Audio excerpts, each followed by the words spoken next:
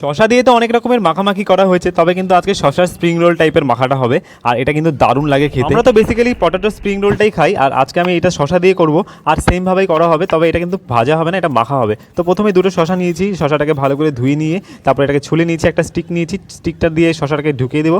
তারপরে এটাকে কিন্তু একদম সাইড দিয়ে চাকু দিয়ে কাটতে হবে, আর খুব সাবধানে কাটতে হবে, নয়তো কিন্তু এটা একটুখানি সাইড থেকে কেটে গেলেই কিন্তু পুরোটা ভেঙে চলে যাবে।